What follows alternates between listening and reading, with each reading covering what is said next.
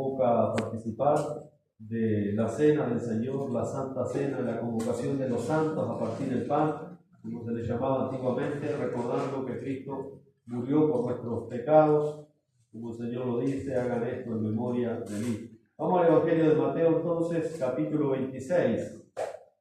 Tenemos la cajita esa chiquita que está ahí, hermanos. Recuerden que esa cajita chiquita es para juntar lo que se pueda para nuestra hermana Helen Harwood, que tiene que operarse en México. Por lo menos se tiene que ir a tratar y si todo sale bien la operan allá.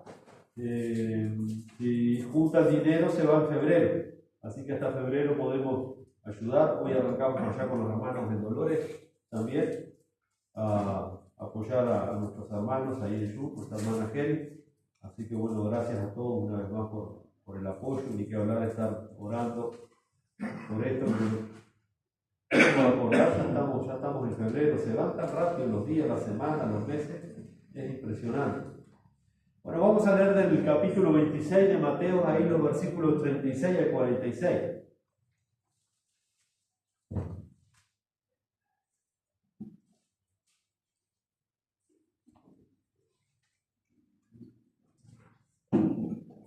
También un pasaje muy propicio, hoy que celebramos la cena del Señor, recordamos la muerte del Señor, pero antes de su muerte, Él padeció muchísimo. ¿Encontraron, hermanos, el pasaje? Versículos 36 al 46. Dice: entonces llegó Jesús con ellos a un lugar que se llama Getsemaní, y dijo a sus discípulos: sentaos aquí, entre tanto que voy allí y oro. Y tomando a Pedro y a los hijos de Zebedeo, comenzó a entristecerse y angustiarse en gran manera. Entonces Jesús les dijo: mi alma está muy triste hasta la muerte, quedaos aquí y velad conmigo. Yendo un poco adelante, se postró sobre su rostro orando, diciendo: Padre mío, si es posible, pase de mí esta copa, pero no sea como yo quiero, sino como tú. Vino luego sus discípulos y los halló durmiendo. Y dijo a Pedro: así que no habéis podido velar conmigo una hora, velad y orad para que no entréis en tentación. El espíritu, la verdad, está dispuesto, pero la carne es débil. Otra vez fue y oró por segunda vez, diciendo: Padre mío, si no puedes pasar de mí esta copa, sino que yo la beba, hágase tu voluntad. Vino otra vez y los halló durmiendo, porque los ojos de ellos estaban cargados de sueño. Y dejándolos, se fue de nuevo, y oró por tercera vez diciendo las mismas palabras. Entonces vino a sus discípulos, les dijo: dormid ya y descansad. He aquí ha llegado la hora y el Hijo del Hombre es entregado en manos de pecadores. Levantaos, vamos, ved, se acerca el que me entregue. Como alguien dijo, para entrar en este pasaje hay que descansarse porque estamos en Tierra Santa. Es un pasaje muy profundo, por lo que Jesús experimenta aquella noche en el Getsemaní. Para ponernos un poco en contexto, hermanos, recuerden que el Señor Jesucristo había comido la Pascua con sus discípulos, ahí donde instituye la Pascua, en ese capítulo 26, está con sus discípulos celebrando la Pascua, y Él mostrándoles la copa que tenían ahí para beber, dice: esta es la copa del nuevo pacto, es mi sangre. Es decir, Cristo estaba instituyendo la verdadera cena, el verdadero Cordero Pascual lo tenían ahí, era Cristo mismo. Y Cristo les enseña que esa copa era la copa del nuevo pacto, la copa que Él tenía que beber, la copa que se iba a llenar con esa sangre que iba a ser derramada en la cruz al otro día. Pero también no solamente les enseña acerca del nuevo pacto en su sangre. Recuerden que Jesús parte el pan. Y en la Pascua judía, recuerden que se sacrificaba un cordero y se comía con hierbas amargas. Sin embargo, Jesús no parte un cordero.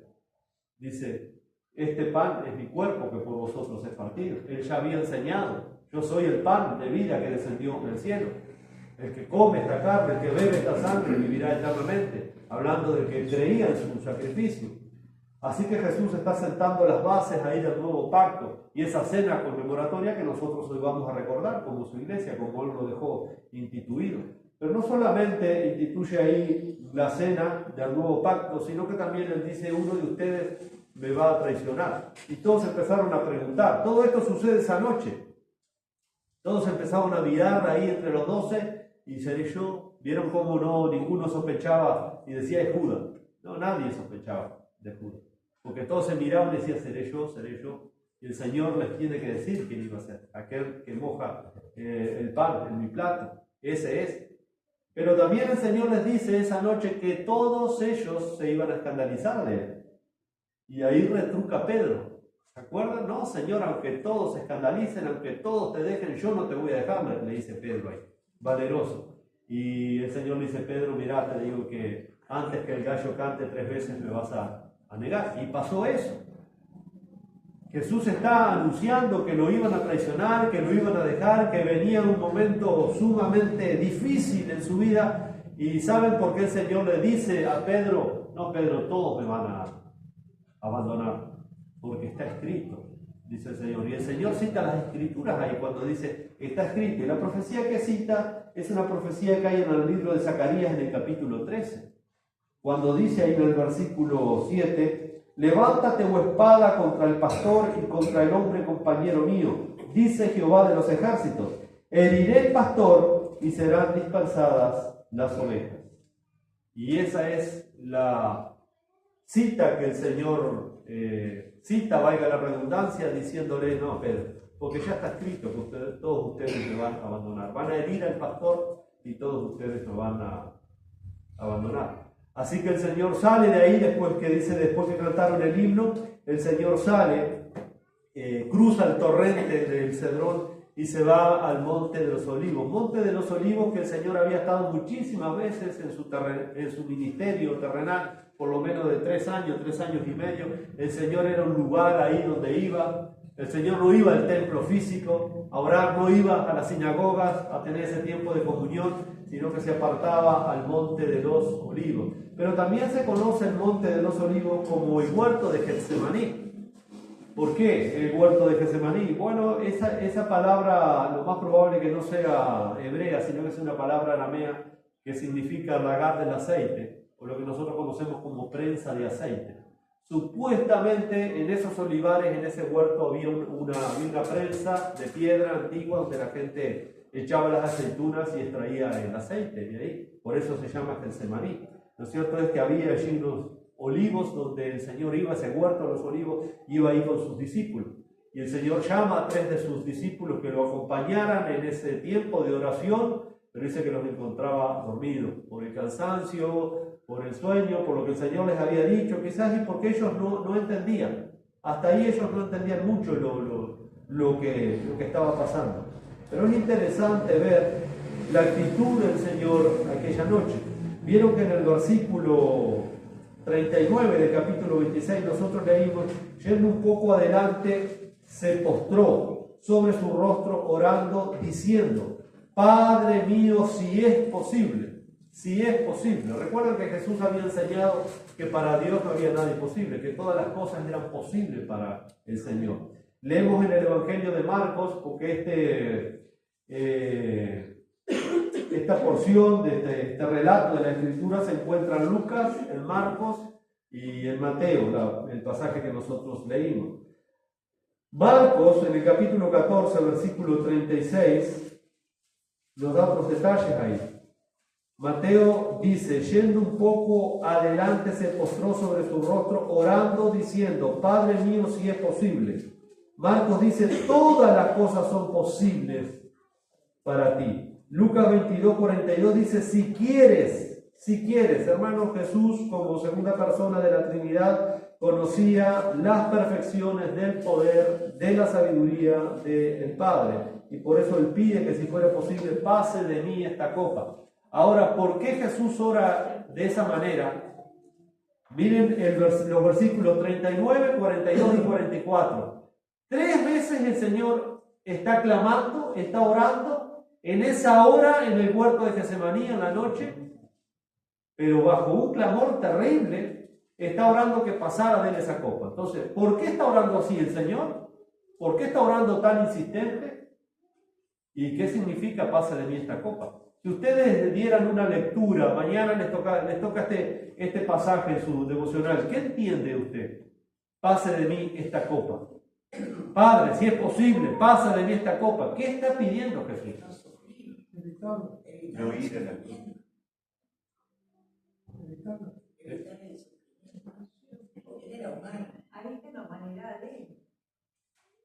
Bueno, eso es lo que vamos a aclarar. Eso es lo que yo quiero, y es muy importante que aclaremos eso, hermano.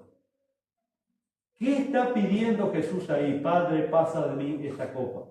La interpretación popular dice que Jesús se está echando para atrás y está buscando una alternativa para no ir a la cruz. Pero eso es peligrosísimo, interpretar este pasaje así.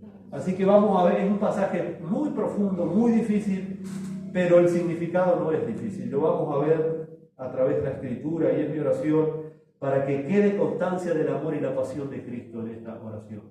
Cuando Cristo insistentemente está rogando, mire el versículo 39 allí, versículo 39, dice, yendo un poco adelante, se postró sobre su rostro orando, diciendo, Padre mío, si es posible, pasen de mí esta copa. Verso 42, otra vez fue y oró por segunda vez, diciendo, Padre mío, si no puede pasar de mí esta copa, sino que yo la beba, hágase tu voluntad. Versículo 44, dejándolo se fue de nuevo, oró por tercera vez diciendo las mismas palabras, Padre, pasa de mí esta copa. Padre, pasa de mí esta copa. Así que vamos a ver realmente, porque la interpretación popular está errada, hermano. Y eso pone en tela de juicio el carácter de Jesús como Hijo de Dios, y es muy peligroso. Es muy peligroso. Así que con la ayuda del Señor vamos a ver qué está orando el Señor y lo que significa. La frase pasa de mí esta copa, el texto griego dice touto topoterion. Y literalmente, hermano, el significado acá de la palabra copa es sufrimiento. ¿Pero de qué sufrimiento está hablando Cristo? Esto es interesante, vamos a ir muy despacio con esto. O como dice Marco ahí en el versículo 35, en el capítulo 14, pase de él aquella hora. Y el verso 36 agrega Marcos, aparta de mí esta copa. Literalmente es sufrimiento. ¿Se acuerdan Mateo capítulo 20, un poco antes? La madre de los hijos de Zebedeo. ¿Quiénes eran los hijos de Zebedeo? Los Boanerges, hijos del Treno, Santiago y Juan. Se acerca la madre y le hace la petición al Señor. Mateo capítulo 20, Señor, en tu reino, que uno de mis hijos esté a tu izquierda y el otro a la derecha. Y el Señor le dice que eso no está en su potestad, quién va a estar en su izquierda o en su derecha, pero la copa que yo voy a beber, la Reina Valera traduce vaso, pero la Biblia de las Américas traduce copa. No la van a beber, es decir, estaba dando a entender que los hijos de Zebedeo iban a sufrir por causa de Cristo, y vaya que sufrieron como apóstoles del Señor.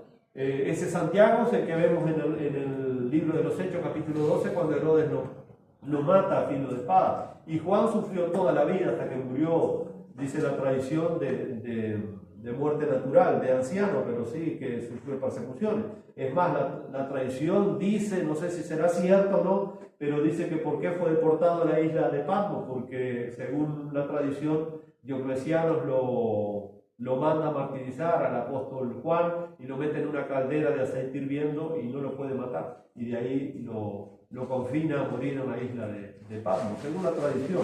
Cuando estemos en el cielo sabemos qué hay de leyenda o qué no. La Biblia no dice nada de eso, ¿no? Pero esas son las tradiciones. Lo cierto es que la copa significa sufrimiento. Sufrimiento. Ahora, tan grande era el sufrimiento de Cristo en esa hora de Getsemaní, que Lucas nos da un detalle que es sumamente importante que no lo tenemos en Mateo. Lucas capítulo 22, tenemos que leer este detalle que es algo asombroso, que nos empieza a mostrar la agonía, la angustia, el sufrimiento, hoy podemos decir el estrés que tenía Jesús allí. Hermanos, todos los teólogos buenos están de acuerdo en eso, no tenemos ni idea, tocamos de oído acá nos quedamos cortos. Tocamos de oído lo que Jesús está sintiendo, lo que está pasando por el corazón y por el alma de nuestro Señor Jesucristo, aquella hora oscura del jardín de Getsemaní. Lucas, les dije, capítulo 22. Agrega ahí un detalle importantísimo de la oración del Señor, del clamor del Señor. Versículo 44 de Lucas 22. Dice allí, y estando en agonía, y esto, hermanos, no es simbólico. En Mateo 26, 38, Jesús dice, mi alma está angustiada hasta la muerte. Usted escuche las palabras de Jesús, porque Jesús no usa palabras de más. Todas las palabras de Jesús son ciertas y certeras. En Mateo 26, 38 dice, mi alma está angustiada hasta la muerte. Y ahora acá se nos dice en Lucas 22, 44, estando en gran agonía. ¿Cuándo está uno en agonía? Cerca de la muerte. Usted escuche todas estas palabras de Jesús para entender la oración y el clamor de Jesús. El pesar que había en Jesús, por eso clamaba allí. Y dice, y vino, estaba en gran agonía y oraba más intensamente. Miren la desesperación del Señor, que estaba en agonía de muerte, y eso lo llevaba a orar intensamente. Y dice, y oraba más intensamente, y era su sudor como grandes gotas de sangre que caían hasta la tierra. Imagínese el sufrimiento de nuestro Señor Jesucristo, tirado aquella noche ahí en tierra, orando, clamando desesperadamente al Padre, y se produce esto que los médicos llaman hematohidrosis, de dos palabras griegas, hematos, que quiere decir sangre, hidrosis, agua. Y los científicos, la medicina científica sabe que esto es cierto, que cuando la persona está bajo algún estrés muy grande o sufrimiento muy grande, se puede mezclar el sudor con la sangre y se puede ver bajo de la piel la transpiración media color roja. Pero acá era tanto el sufrimiento del Señor Jesucristo, era tanta la agonía, como él dice, que literalmente, hermano, empezó a transpirar, y esa transpiración era mezclada con sangre, porque estaba bajo una agonía que ninguno de nosotros entiende ni comprende, hermano. Por eso es un pecado decirle al Señor, Señor, vos no sabés por qué estoy sufriendo. Al Señor le vamos a hablar de sufrimiento nosotros. A Él le vamos a hablar de sufrimiento, que Él fue el varón de dolores experimentado en quebranto. Nosotros no sabemos lo que es el sufrimiento, hermano. No tenemos ni idea de lo que es el sufrimiento. El Señor sí. Él sí que conoce el sufrimiento. ¿Sabe lo que es? Que esté bajo esa agonía de muerte en el Getsemaní y se da esa función fisiológica en su cuerpo, que ni la ciencia sabe hoy en día cómo funciona esto, pero el texto nos dice que era tanta su agonía, era tanta su aflicción aquella hora. Pero ¿por qué estaba tan afligido el Señor? ¿Qué lo afligía tanto? ¿Cuál era ese motivo que lo afligía? ¿Tenía miedo de morir en la cruz? Muchos dicen sí. Echó para atrás, no quería ir a la cruz. Cuidado con esa interpretación, porque es lo que la interpretación popular dice. Pero vamos a desbaratar esa falsa interpretación de este pasaje. Entonces Cristo estaba orando. ¿Qué quería? Padre, si es posible, pasa de mí esta copa. Esa copa era un sufrimiento. Ahora el Padre escuchó al Hijo, no lo escuchó en esa oración. ¿Qué dicen ustedes?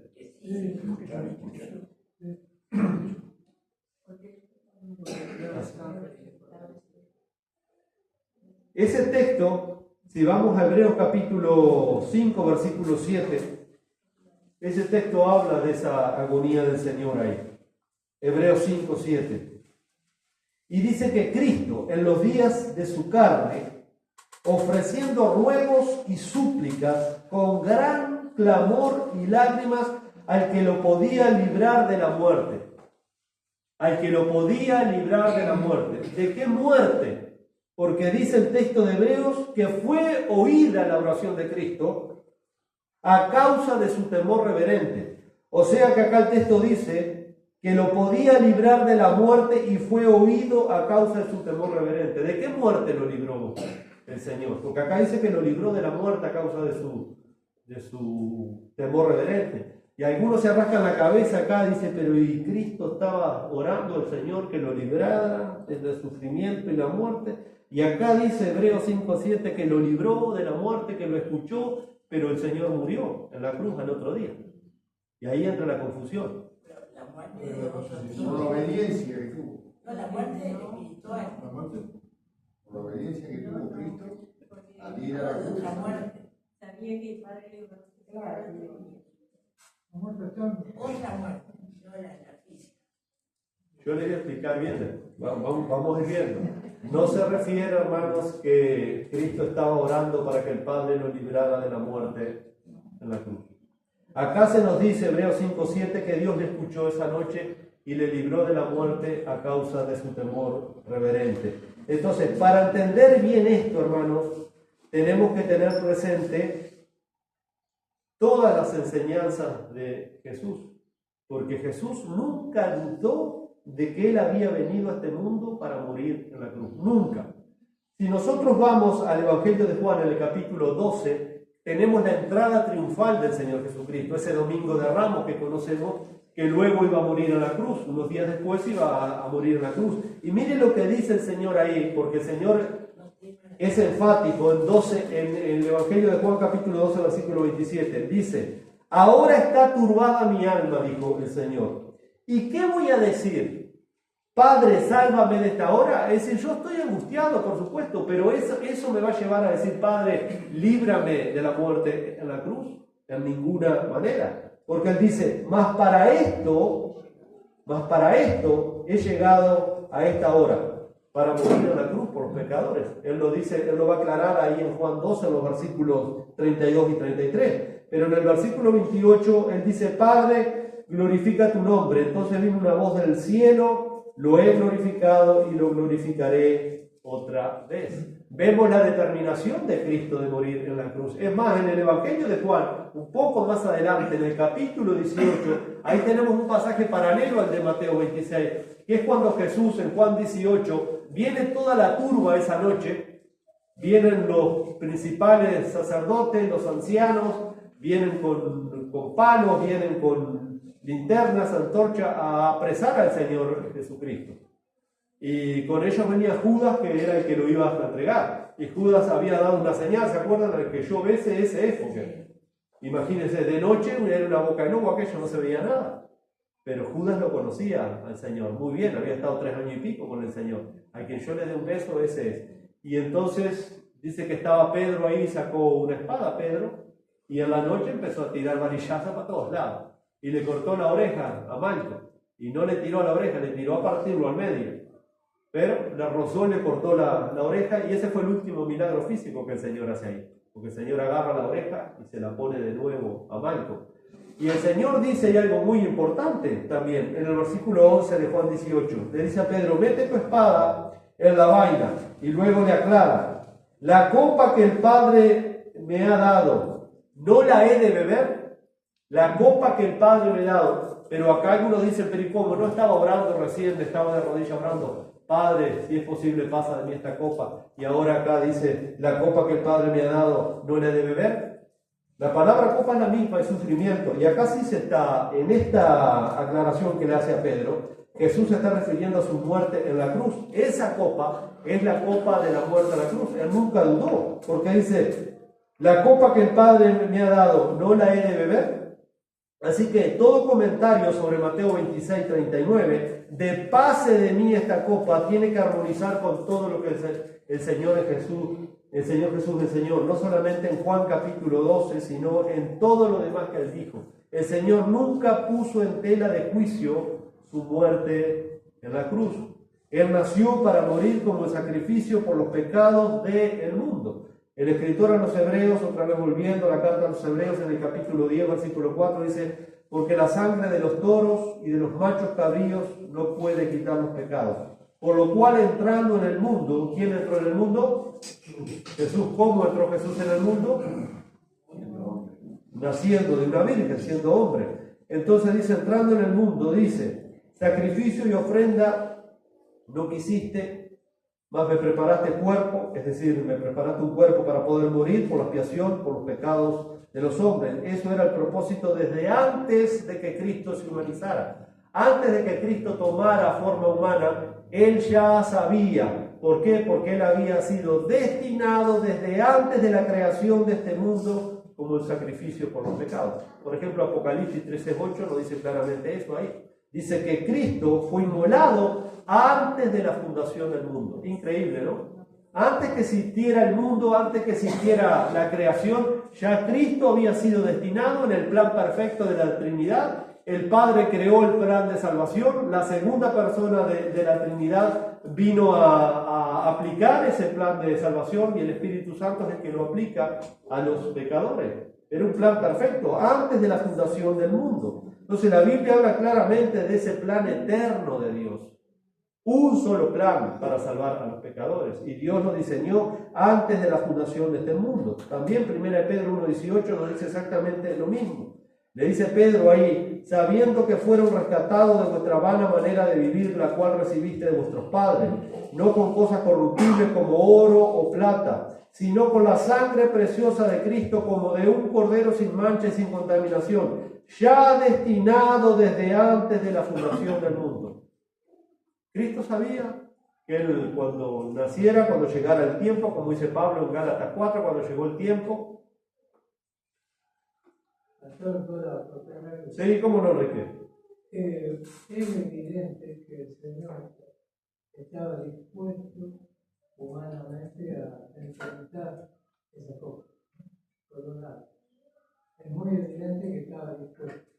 Ahora, cuando dice, pasa de mí esta cosa, es posible, según algunos escritores, que esté diciendo, Padre, acompáñame en este momento. Quizás no se confirma en el Salmo 23, cuando humanamente una persona puede decir, como dijo el salmista, ¿no? Que cuando pase por el valle de sombra y de muerte, Tú estarás Dios conmigo. estará conmigo. Vio que el Evangelio de Lucas dice que Dios envió un ángel para fortalecerse. Entonces él estaba diciendo, Padre, acompáñame en este momento de pasar esta cosa. Para mí, de acuerdo a lo que yo más o menos leí, está diciendo eso. Humanamente está expresando eso. Vamos a seguir, ¿no? No está errado, Enrique, no está errado. Vamos a seguir. Queda claro que Jesús siempre enseñó que Él venía a morir en la cruz. No había otra manera. No es que Cristo está diciendo, bueno, Padre, está brava la cosa. Si hay otra manera de salvar a los pecadores, líbrame, Señor. Pero no se haga lo que yo quiero, sino se entiende así ese texto. Como que Jesús está orando en Getsemaní, pidiendo de alguna manera que, bueno, Padre, si es posible, no quiero ir a la cruz. No, hermano, literalmente lo que Jesús está diciendo ahí, ¿sabe lo que es? Señor, o Padre, como está orando, si es posible, pasa a mí esta copa. ¿Qué copa? Él no quería morir bajo el sufrimiento allí. Él quería morir en la cruz del Calvario. No quería morir esa noche ahí. Por eso dice que Dios lo oyó a causa de su temor reverente y lo fortaleció.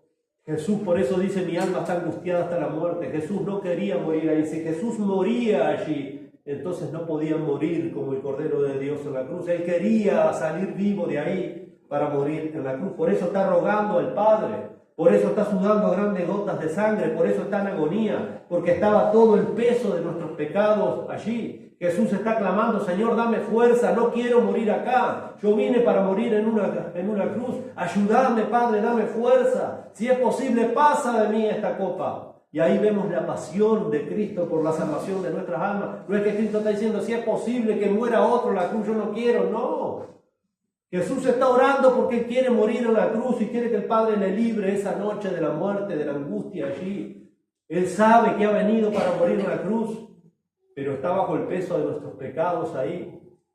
Dios ya estaba tomando todo el peso de nuestros pecados y lo estaba poniendo sobre Cristo ahí. Él entra en gran agonía.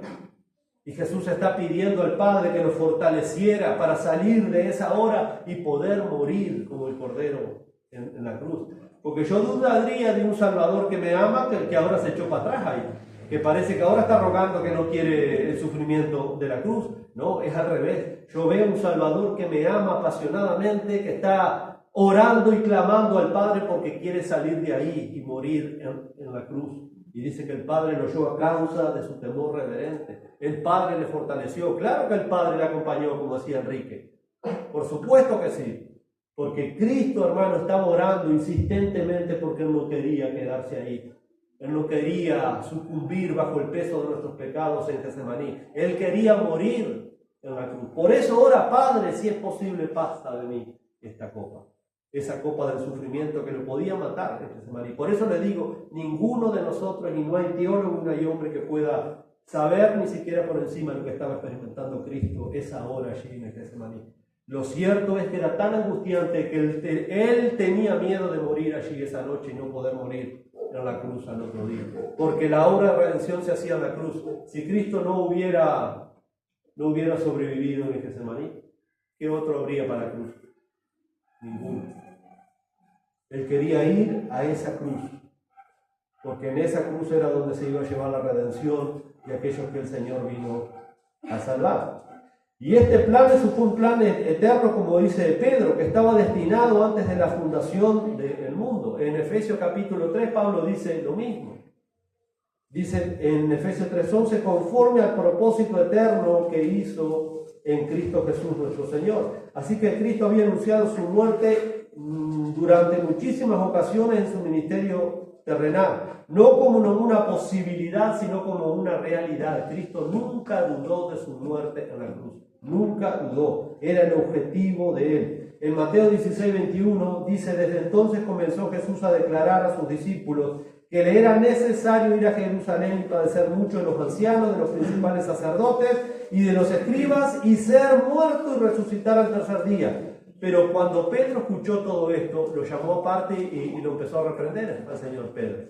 Porque no entendían ellos, hermanos, no entendían.